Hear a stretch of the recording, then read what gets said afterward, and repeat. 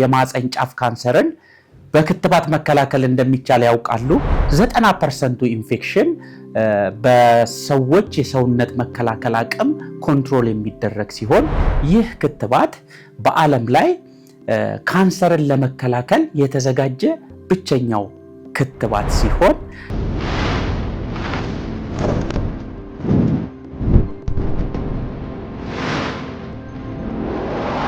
ሰላም እንዴት ናችሁ?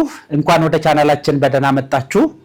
በየዓመቱ በዓለም ላይ በመቶ ሺዎች የሚቆጠሩ የእናቶችንና የሴቶችን ሕይወት የሚቀጥፈው የማህፀን ጫፍ ካንሰርን በክትባት መከላከል እንደሚቻል ያውቃሉ? ዛሬ በዚህ ቪዲዮ ስለ ማህፀን ጫፍ ካንሰር ክትባት ምንነት፣ ለነማን ይሰጣል፣ ከማህፀን ጫፍ ካንሰር በተጨማሪ ምን አይነት ሌሎች ካንሰሮችን ይከላከላል፣ በተጨማሪም ምን አይነት ተጓዳኝ ወይም ደግሞ ሳይድ ኢፌክት አለው የሚለውን በጥልቀት እናያለን። አብራችሁን ቆዩ። 99.7% የሚሆነው የማህፀን ጫፍ ካንሰር በሂውማን ፓፒሎማ ቫይረስ በሚባል በአይን የማይታይ ቫይረስ የሚከሰት ሲሆን ይህ ሂውማን ፓፒሎማ ቫይረስ የሚባል በግብረ ስጋ ግንኙነት የሚተላለፍ ቫይረስ በዋነኝነት ወይም ደግሞ ሰውን ብቻ የሚያጠቃ ቫይረስ ሲሆን ግብረ ስጋ ግንኙነት የጀመሩ ወንዶችንና ሴቶች ላይ የሚከሰት ሲሆን ብዙውን ጊዜ ይህ አይነቱ ኢንፌክሽን ማይልድ ወይም ደግሞ መለስተኛ አይነት ኢንፌክሽን ሲሆን 90% ኢንፌክሽን በሰዎች የሰውነት መከላከል አቅም ኮንትሮል የሚደረግ ሲሆን ሆኖም ግን 10% ኢንፌክሽን ፐርሲስተንት ኢንፌክሽን የሚባል ወይም ደግሞ ወደ ቅድመ ካንሰር ወይም ወደ ካንሰር ሊሻገር ይችላል ተብሎ ይታሰባል። ይህ ሂውማን ፓፒሎማ ቫይረስ የሚባለው ወንዶች ላይ የሚከተሉትን አይነት ካንሰሮች ሊያስከትል ይችላል።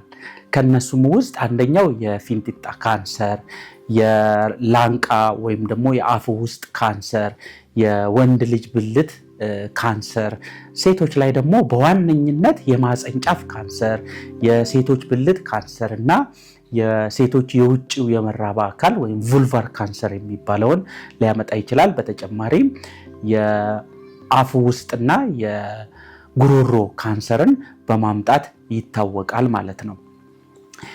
የሂውማን ፓፒሎማ ቫይረስ ክትባት ምንነትን ስንመለከት ይህ ክትባት በዓለም ላይ ካንሰርን ለመከላከል የተዘጋጀ ብቸኛው ክትባት ሲሆን ላለፉት 20 ዓመት ማለት ነው እንደ ኢሮፒያን አቆጣጠር ከ2006 ዓመተ ምህረት ጀምሮ ለዚህ ጥቅም የዋለ ክትባት ነው። ባደጉት ሀገሮች በብዙዎቹ ባደጉት ሀገሮች ላይ ይህ ክትባት የማህፀን ጫፍ ካንሰርን በዋነኝነት በ90% ይቀንሳል ተብሎ በብዙዎቹ ጥናቶች ተገልጿል ማለት ነው። ይህ ክትባት የተለያየ አይነት አለው። ከነዚህም ውስጥ አሁን ለሕክምና አገልግሎት የሚውለው ፕሮፊላክቲክ ቫክሲን የሚባል ሲሆን ይህ አይነቱ ቫክሲን ወይም ደግሞ ክትባት እናቶች ወይም ደግሞ ሌሎች የሚገባቸው ሰዎች ይህን ክትባት ከወሰዱ ሂውማን ፓፒሎማ ቫይረስ የሚባለው ኢንፌክሽን ወደ ሰውነታቸው እንዳይገባ ያደርጋል። ምክንያቱም ክትባቱ አንቲቦዲ የሚባል ንጥረ ነገር ሰውነታቸው እንዲያዘጋጅ በማድረግ ልክ ቫይረሱ ኢንፌክትድ ወይም ደግሞ ኤክስፖዝድ በሚሆኑበት ሰዓት ኢንፌክሽን እንዳይከሰት ያደርጋል ማለት ነው። ነገር ግን ኦልሬዲ የተፈጠረውን ኢንፌክሽን ወይም ደግሞ ከሱ ጋር ተያይዞ ያለን በሽታ የማስወገድ አቅም የለውም። ሆኖም ግን ቴራፔቲክ ቫክሲን የሚባል በአሁኑ ሰዓት በጥናት ላይ የሚገኝ ይህም ኦልሬዲ የተፈጠረውን ኢንፌክሽን እንዲሁም ከሂውማን ፓፒሎማ ቫይረስ ጋር ተያይዞ ያለን ህመም ለማሻር የሚያገለግል ክትባት በአሁኑ ሰዓት ጥናት ላይ ያለ ሲሆን ወደ ክሊኒካል ፕራክቲስ አልገባም ማለት ነው።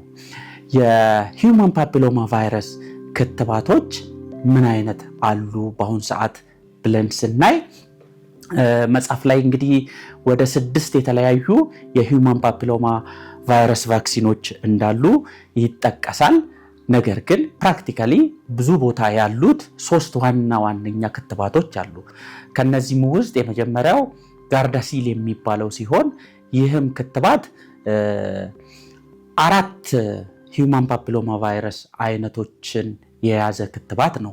እነሱም ሂውማን ፓፒሎማ ቫይረስ 6፣ 11፣ 16 እና 18 የሚባሉት ናቸው።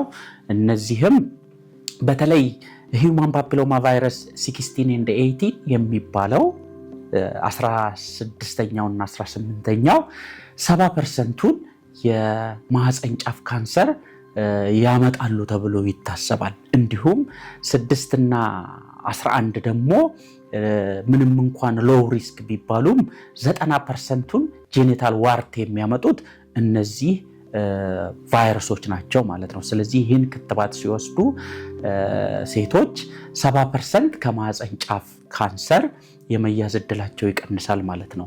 ሁለተኛው ሰርቫሪክስ ወይም ደግሞ ባይቫለንት የሚባለው ነው። ይህ 2 አይነት ቫይረሶችን የሚይዝ ነው። ይህም 16 እና 18 ኤችፒቪ 16 እና 18ን ይይዛል። ይህኛውም በአሁኑ ሰዓት አንዳንድ ሀገሮች ላይ ይሰጣል ማለት ነው። ሶስተኛው ጋርዳሲል 9 የሚባለው ሲሆን እሱም ናኖቫለንት በመባል ይታወቃል። 9 የተለያዩ ቫይረሶችን አይነቶችን የያዘ ነው። ይህም ሂውማን ፓፒሎማ ቫይረስ 6፣ 11፣ 18፣ 16፣ 31፣ 33፣ 45፣ 52 እና 58ን ይይዛል። እነዚህ በተለይ 7ቱ ሃይ ሪስክ ሂውማን ፓፒሎማ ቫይረስ በመባል ይታወቃሉ። እነሱም 90% የሚሆነውን የማህፀን ጫፍ ካንሰር በማምጣት ይታወቃሉ ማለት ነው። ስለዚህ በጣም አድቫንስድ የሆነው በቅርብ የተመረተው ጋርዳሲል 9 የሚባለው ናኖቫለንቱ ነው ማለት ነው። ስለዚህ እነዚህን ክትባቶች በምን ያክል ኢንተርቫል ወይም ደግሞ ስንት ዶዝ ያስፈልጋል ወደሚለው ስናይ ስኬጁላቸው እንደየተለያዩ የጤና ተቋማት ሪኮመንዴሽን የተለያየ ነው። እኔ ግን እዚህ የምገልጽላችሁ WHO ወይም የዓለም ጤና ድርጅት ሪኮመንድ የሚያደርገውን ስኬጁል ነው። ይህ ክትባት ፕራይመርሊ እድሜያቸው ከ9 እስከ 26 ዓመት ለሆኑ ሴቶች የሚሰጥ ሲሆን ከነዚህም ውስጥ ፕራይመሪ ታርጌት የሚባሉት ከ9 እስከ 14 ዓመት የሆኑት ልጃገረድ ሴቶች ናቸው ማለት ነው። ይህ የሚሆነበት ምክንያት እነዚህ ሴቶች በአብዛኛው ግብረ ስጋ ግንኙነት ስለማይጀምሩ ለዚህ ቫይረስ የተጋለጡ አይደሉም። እንዲሁም ክትባቱም በጣም ውጤታማ ይሆናል በእነዚህ እድሜ ላሉ ሴቶች ማለት ነው። ነገር ግን እድሜያቸው ከ15 እስከ 26 ዓመት ለሆኑ ሴቶች ክትባቱን ካሁን በፊት ካልወሰዱ ወይም ደግሞ ወስደው ካልጨረሱ ካቻፕ የሚባለው ቫክሲኔሽን ይሰጣቸዋል ማለት ነው። ቢወስዱ በጣም ውጤታማ ይሆናል ተብሎ ይታሰባል። ሆኖም ግን ሂውማን ፓፒሎማ ቫይረስ ቫክሲን ከ27 እስከ 45 ዓመት ላሉ ሴቶችም ሊሰጥ ይችላል እንደየ ሁኔታው ማለት ነው። ሴቶቹ ለሂውማን ፓፒሎማ ኢንፌክሽን የተጋለጡ ከሆነ ካሁን በፊት ለዚህ ማለት ለማህፀን ቅድመ ካንሰር ምርመራን ካላደረጉ እንዲሁም የጤና ባለሙያዎች ተጋላጭ ከሆኑ ምንም እንኳን እድሜያቸው ከ26 ዓመት በላይ ቢሆን ይህን ክትባት ሊወስዱ ይችላሉ። ነገር ግን እንደ ማህበረሰብ ክትባቱ በካምፔን መልክ ወይም ደግሞ ዩኒቨርሳል ቫክሲኔሽን ከ27 ዓመት በኋላ ላሉ ሴቶች ብዙም ሪኮመንድ አይደረግም። ከ45 ዓመት በኋላ ጥናቶች ብዙም ኢፌክቲቭነሱን አያሳዩም ማለት ነው። ሌላው ይህ ክትባት ለወንዶች ይሰጣል ወይ ብለን ስናይ ከላይ ለመጥቀስ እንደሞከርኩት እንግዲህ ሂውማን ፓፒሎማ ቫይረስ ኢንፌክሽን ወንዶችም ላይ የተለያዩ ካንሰሮችን እንደሚያመጣ አይተናል። ወንዶች ቢከተቡ ጥቅም አለው። ከላይ የጠቀስኳቸው የጉሮሮ፣ የአፍ፣ የወንድ ልጅ ብልት ካንሰር፣ እንዲሁም የፊንጢጣ ካንሰር ለመከላከል በጣም ጥቅም ላይ ይሆናል። ነገር ግን እንደ ማህበረሰብ ወንዶችን መከተብ ኮስት ዋይስ ኢፌክቲቭ አይደለም ተብሎ ይታሰባል። ነገር ግን ልጃገረዶችን በሚገባው እድሜ በደንብ መከተብ በማህበረሰብ ደረጃ የዚህን ቫይረስ ስርጭት ኢቭን ወንዶችም ላይ ለመቀነስ በጣም ውጤታማ ነው ተብሎ ይታሰባል ማለት ነው። ስለዚህ ስንት ጊዜ ይውሰዱ የሚለው ደግሞ አሁን ብዙ ጥናቶች እንደሚያሳዩት እድሜያቸው ከ9 እስከ 14 ዓመት የሆኑ የበሽታ መከላከል አቅማቸው ኖርማል የሆኑ ሴቶች 1 ዶዝ ወይም 2 ዶዝ እንደየሁኔታው ቢወስዱ ችግር የለውም ተብሎ ይታሰባል። ምክንያቱም እንደየምርጫቸው ምክንያቱም ይህ 1 ዶዝ የሚባለው HPV ቫክሲን ከረንትሊ አሁን በጥናት የታየ ሲሆን የረጅም ጊዜ ኢፌክቱ ስለማይታወቅ ሴቶች እንደየምርጫቸው 1ም 2ም ዶዝ ሊወስዱ ይችላሉ። 1 ዶዝ 2 ዶዝ ሬጅመኑ አንዱን ዶዝ በወሰዱ ከ6 እስከ 12 ወር ውስጥ ሁለተኛውን ዶዝ መውሰድ ይኖርባቸዋል ማለት ነው። እድሜያቸው ደግሞ ከ15 እስከ 26 የሆኑ 2 ዶዝ ይወስዳሉ። አንዱን ወስደው ሁለተኛውን ከ6 እስከ 12 ወር ውስጥ ሁለተኛውን ዶዝ ይወስዳሉ። ነገር ግን የበሽታ መከላከል አቅማቸው የወረደ ሴቶች ግን ምንም አይነት እድሜ ደረጃ ቢሆኑ 3 ዶዝ ነው መውሰድ ያለባቸው ይባላል።